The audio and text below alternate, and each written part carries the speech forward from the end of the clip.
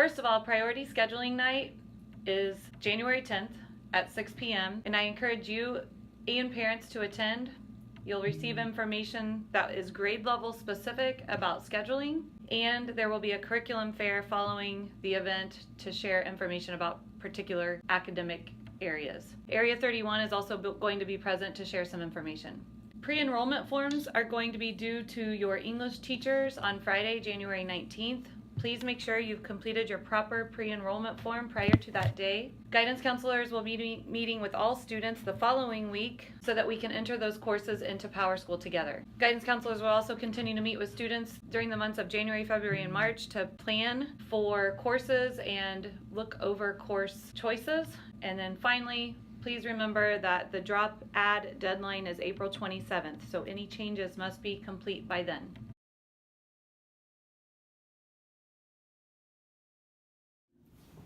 Hey, Mrs. Davis, can you tell me about some Plainfield High School diploma types?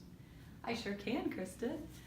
So today I want to share with you some of the Plainfield High School diploma types. There are 3, and we're going to walk through each of them so you understand what the diploma types require for graduation. To start, we have the Core 40 diploma. The Core 40 diploma is the diploma that is the foundation of all other diploma types. To graduate from Plainfield High School, you at least must accomplish the requirements for Core 40. From the Core 40 diploma, you can see on the screen that there are 2 options, one being the Core 40 with academic honors and the other Core 40 with technical honors. Okay, so I'm going to explain a little bit more about the Core 40 diploma. The Core 40 diploma, again, is the general diploma that all students are required to complete for graduation from Plainfield High School. A few of the points I want to make is keep in mind with Core 40 you must complete all years of English, so you have to complete 8 credits of English. That means every year you're in high school you'll be in an English class. All students must complete 6 math credits after entering high school. Algebra 1, Geometry, and Algebra 2 are required for a Core 40 diploma. And math credits earned prior to entering grade 9, such as Algebra 1 credits, may count toward the credit requirements for a diploma. However, 6 math credits must be earned during grades 9 through 12. Additionally, students must be enrolled in either a math or quantitative reasoning course during each year of high school. A list of those quantitative reasoning courses are in the Pathfinder. Students must also earn 6 credits in science, biology, chemistry, or physics, or integrated chemistry and physics are all included in that required course, plus 2 additional Core 40 science credits. 6 credits of social studies, including world history, U.S. government, and econ are required. PE 1 and PE 2, along with a health credit, is required. And for many of you, you're familiar with 2 local requirements, which include planning for college and careers, intro to engineering, personal finance, and digital apps. You must complete 2 of those among 11 other elective courses. So that kind of gives you a synopsis of the Core 40 diploma, but there are others. So that's good to know about the Core 40 diploma, but I'd like to know more about the academic honors diploma too. Okay, so with the academic honors diploma, you'll find that it's the highest diploma that Plainfield High School offers, and you'll see some differences between it and a regular Core 40. A lot of it has to do with GPA requirements and grades. So with the academic honors diploma, you have to have a GPA of a 2.7 or higher when you graduate. All of your semester grades that count toward the academic honors diploma must be a C- or higher. And then you can see the blue boxes in the middle of the screen. Those are all requirements for the academic honors diploma, which are unique from the Core 40. 6 to 8 credits in world languages. Students can take 3 years of one language or 2 years of 2 different languages to accomplish those credits. Students will need an additional 2 credits in math, so that means 8 total math credits during their high school career, and then 2 fine arts credits. Those could include piano, music classes, art classes, theater. So those are the main differences between Core 40 and academic honors. The last diploma is the Core 40 with technical honors, and you can see some of the differences on the screen of the technical honors versus the Core 40 diploma. The technical honors diploma also has the GPA requirement of a 2.7 or higher, and the grade requirement of a C or higher for all classes that count toward it. In the blue boxes, you can see some of the differences between it and academic honors. Rather than the world language credits and fine arts, you have to complete 6 high school credits from a college and career pathway. Those pathway courses are defined in the Pathfinder. Sometimes those pathways can be completed through college credits, like dual credit courses, or a majority of our students that receive a technical honors diploma have done so through Area 31. I would encourage you to talk to your counselor more about technical honors if you have questions. What would be the benefit of me completing a technical honors diploma? Graduates of the 21st century not only need to have rigorous academic courses, but I think it's very important for them to show their ability to have specific skills, and some of those skills can be accomplished through industries and organizations such as Area 31. Okay, thanks. All that information helps a lot. So where can I go to learn more about the diplomas if I have questions? So that is a good question. First of all, you can always come to guidance, and we encourage you to do that. We'll be meeting with all of our students over the next few months individually to talk about what courses they have selected and how to better guide you in those courses. I also encourage you to talk to your teachers. If you have a question about what science class you should take next, talk to your science teacher, and they would often provide you some guidance. We also have all of our resources on the guidance webpage, so please use that as a tool to help you. We have the Pathfinder along with pre-enrollment information and our course selection forms. So you can see on the board, this is information for our incoming freshmen, but there's also information for every class on the high school website.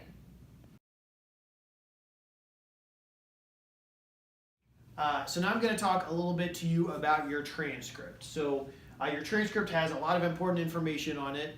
Your transcript is a permanent copy of your academic record. So you're going to use your transcript when you're applying for college. You might use it when you're entering the military. Some employers might want to look at your transcript. So your transcript is a really important document that has a lot of permanent things on it. So the transcript that you got, the first thing you'll want to do is check it for accuracy. So make sure if you took a summer online class, make sure that class is on there. If you came from a different school, make sure those credits are on there.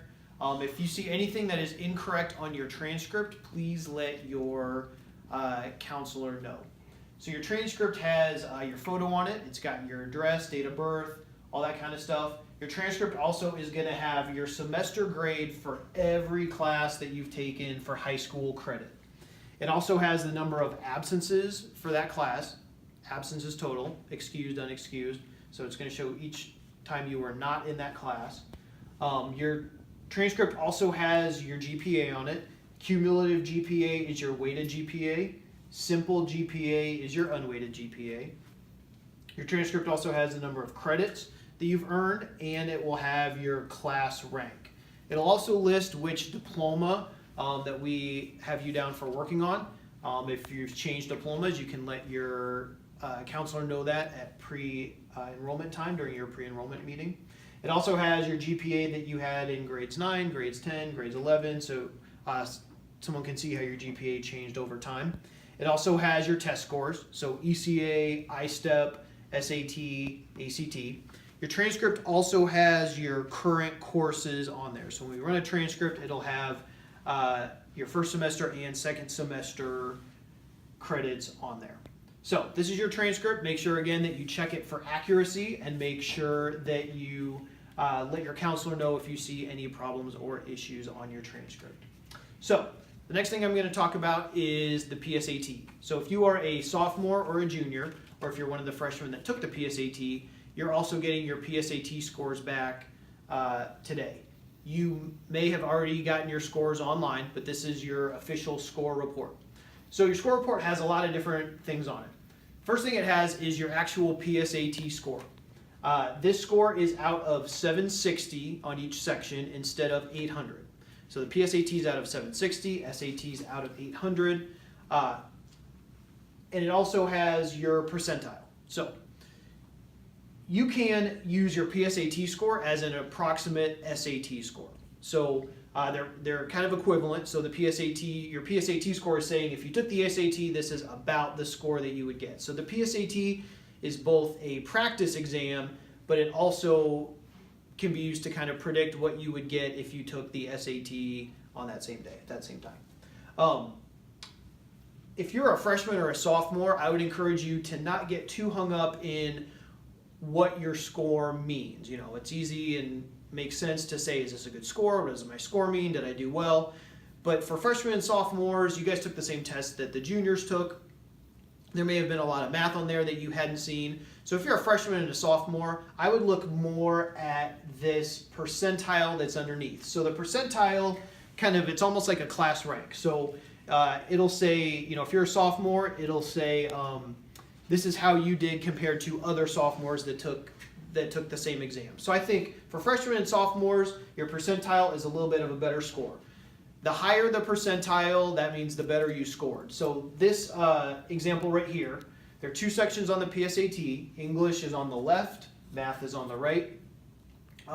For the English, like this student here in this example, they scored on the 31st percentile in English. So what that means is they did better than 31% of the students that took the exam. Same thing, so it's comparing you with your same grade level. That's why I think it's a little bit of a better thing to look at than versus just the actual score. So a higher percentile means that you did better. So it's got your English on one side, your math on another side, and then your total score here. So a total SAT is 1600, a total PSAT is 1520. It also shows you underneath your score how you did just in a general way on the benchmarks for English and the benchmarks for math. Benchmark would be like some skills that College Board has said these are college readiness skills and scores. That's what a benchmark means. So if you go a little bit lower on your score report, you'll see that there are some different subscores and different areas you can see lower on your PSAT score report. Here, so different subscores right here. This is also a really good thing to look at.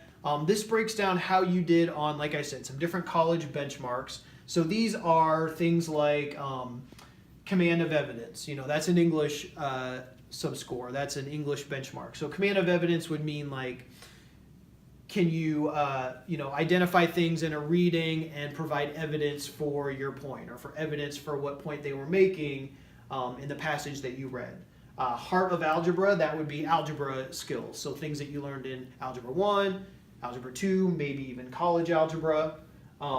Expression of ideas, how well did the author express this, or did they express it clearly, or what did the author mean by this? So these skills right here are also good to look at so you can see where you did well. Like for example, this student did a little bit better in advanced math and data analysis.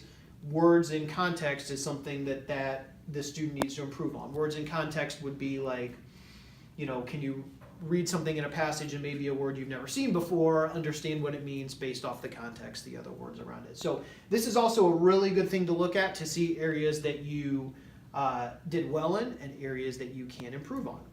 So one more thing that you get from the PSAT is free SAT prep based on your PSAT scores, and that is through the Khan Academy. When you log into your College Board account, and if you haven't made a College Board account, you can go to collegeboard.org and make an account. When you make your account, your PSAT scores should be in there. If your PSAT scores aren't in there, there's an access code in the blue box on your score report. You put that in, it'll link your PSAT scores to your College Board account.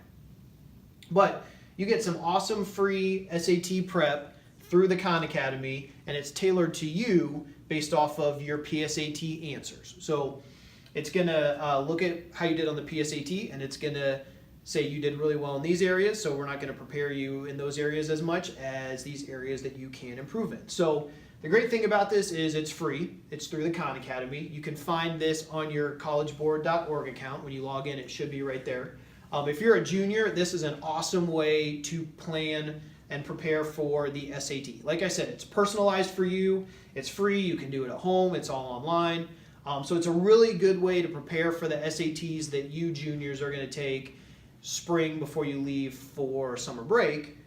This is a really good way to prepare for the SAT. It's free, it's convenient, it's great. Another option that we're going to have is the ZAPS ACT study prep on March 12th and 13th. And we'll have more announcements, we'll have more information about that in the daily announcements on Schoology. You can go to zaps.org to sign up for that. And that is a 5-hour course where someone's going to come and just talk to you about how to do well in the ACT, how to prepare, what you're going to expect, all that kind of stuff. So this is a really good way, Khan Academy is a really good way to prep for the SAT, and this ZAPS would be really good if you're planning on taking the ACT. So again, if you're a junior and you're going to college, you want to take at least one SAT or an ACT before you leave for summer break.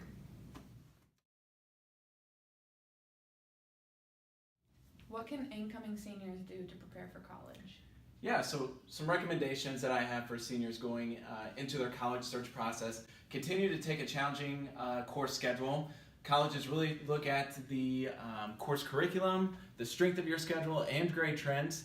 It's important to know to stretch yourself, don't overwhelm yourself. So don't take multiple higher level classes if you do not feel prepared to do so. Again, grade trends are very important to colleges, so they want to see a consistent or an upward grade trend versus a student struggling in higher level classes. Also, make sure you meet all the academic requirements for the colleges you are considering. Each college will have different academic requirements. For example, Indiana University now requires students to take pre-calculus in order to be accepted into IU. Of course, register for the SAT or ACT. By the time your senior year rolls around, you want to take your second exam.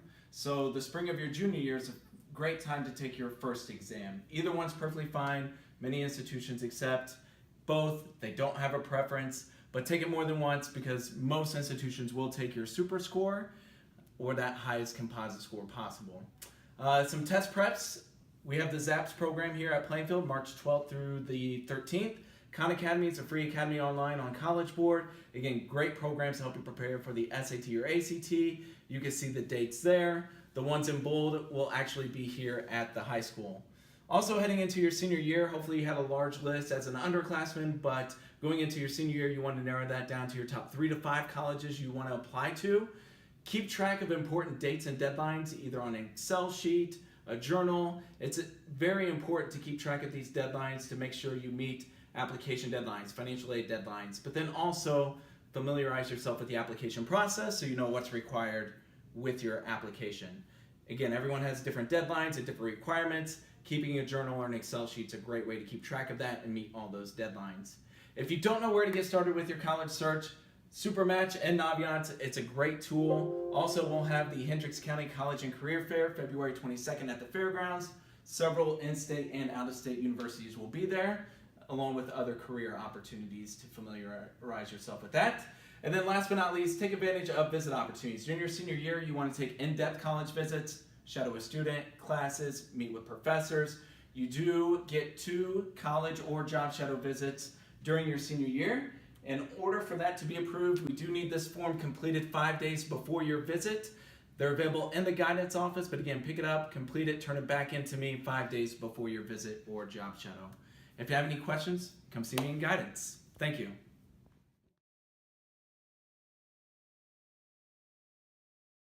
All right, so I'm going to go through some of the highlights of the Pathfinder. Mostly I'm going to give you the pages that you can go to for more information. So we're going to start by talking about course weighting. There are many courses at Plainfield High School that you get grade weighted. So you can see all honors, ACP, and AP courses are grade weighted. Most of the dual credit courses are grade weighted. And all level 4 world language courses are grade weighted. What grade weighted means, we realize that these classes might be a little more rigorous than some of the general classes. And so to reward students for taking those classes, we give you, basically it's a bump up for your GPA. Next off, you can see on page 13, it talks about college credit opportunities. So we have 2 different types. One is AP courses, and then the other is we have dual credit courses and advanced college project courses. The only difference is in those we have some classes where you get dual credit through Ivy Tech, some through Vincennes, and some through Indiana University. So what are the differences between AP courses and dual credit? So they serve a similar function. It is possible to get college credit for both. The main difference with AP courses, you take a test at the end of the year in May, and based on how well you do on that test, that determines whether you can get college credit or not. Dual credit is a little bit different. Basically, you take a class just like you would on a college campus. Whatever grade you get for that class is the grade that you get for your college credit. So whatever shows up on your high school transcript would show up on your college transcript as well. The other thing to keep in mind for all these classes, they transfer to different colleges differently. So if you have an idea of what schools you're thinking about after high school, it might be a good idea to check with them to see how these credits would transfer. You can see then on page 16, we talk a little bit more about Naviance. There's lots of helpful information, different things you can use Naviance for, especially as you get into junior year, senior year with college planning, career planning. We coordinate scholarships through this software as well. So just make sure you get more and more familiar with Naviance. Schedule changes. Keep in mind we're going through the schedule selection process right now. You have until April 27th to change. So now is the time for you to be talking to teachers, talking to parents, making sure you're set on your schedule for next year. Any changes between now and the end of April is fine. Come in and let us know. Once that April 27th deadline passes, we do not do any more schedule changes. On page 18, it talks about repeating a course. It is possible to repeat a course. Whether or not you failed the course the first time or you had a passing grade, that determines whether or not we can actually replace the grade. If you have any questions about that, you can talk to your counselor. Page 18 talks about early graduation. It is possible to graduate early. We want to go through a plan with you to make sure that it's for a good reason. It does take a little bit more of planning ahead to make sure you have all the credits that you need, but it is possible. If you have any more questions about that, you can just talk to your counselor. On page 20 talks about NCAA and NAIA eligibility. We have several students that go on to participate in athletics in college. Again, that takes some planning. Mr. Newbold actually is our resource for students who are thinking about going into the NCAA, and so you can talk to him about the process to get registered, and talk to your counselor if you have any other questions about that. Page 21, 22 again just goes through the scheduling year. If you have any questions, see your counselor. So then pages 23 through 62, this is what we want you to go through now. If you have any questions about specific classes, if you need to know about prerequisites, suggested grade levels, just get a better idea of what the classes are going to entail. You can go through every single course that we have is listed in that section. And finally, we have the Area 31 vocational programs. There are many really good programs there. Most of them you get college credit for. It's a chance for you to explore possible career areas so that if it's something that you think you might want to go into, you can try it out. Hopefully it's a great fit and you like it, and that just affirms that that's something you want to go into at some point. Worst case scenario, you try something that's not quite what you had in mind. At least you can kind of cross that off your list instead of trying that in college, paying lots of money, and then realizing that you don't want to do it. So for students who are thinking about specific career areas, that can be a great help as well. So if I'm interested in the Area 31 program, how does that affect my schedule? So Area 31 does take up a big chunk of your schedule. Depending on the program, some students are able to take either 3 or 4 classes still here at the high school, and then the rest of their time is at Area 31. So again, it does take a big chunk of your schedule. It's a big commitment. Almost all programs are year-long as well, so that's something to consider. If you have any more questions about those programs, feel free to talk to your counselor.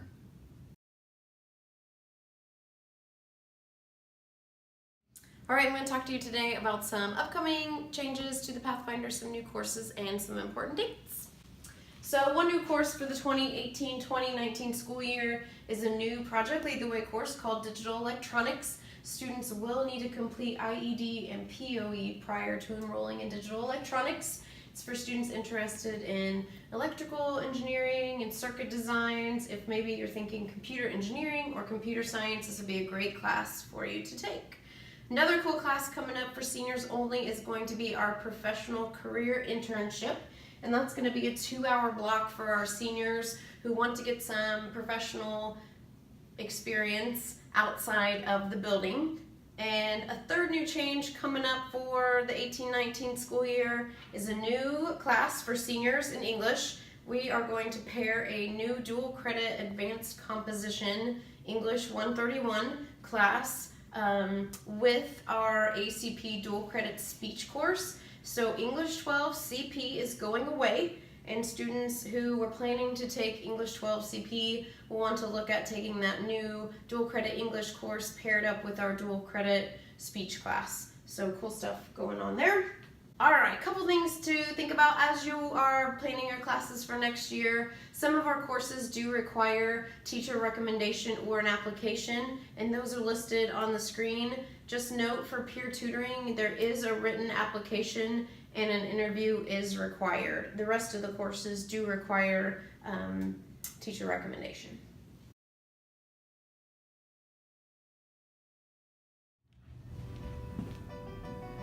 Hi, I'm Mr. Reber, and I'm the College and Career Advisor at Plainfield High School. Hi, I'm Mr. Fritz. I have students who receive special services, so this includes students with IEPs, 504s, and students who are ENL.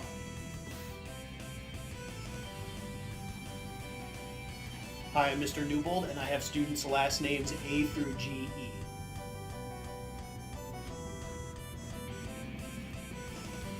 Hi, I'm Mrs. Royer, and I have students' last names GI through O. Hello, I'm Marcy Davis. I'm Guidance Department Chair, and I serve students last name P through Z, and I'll be seeing you soon about scheduling.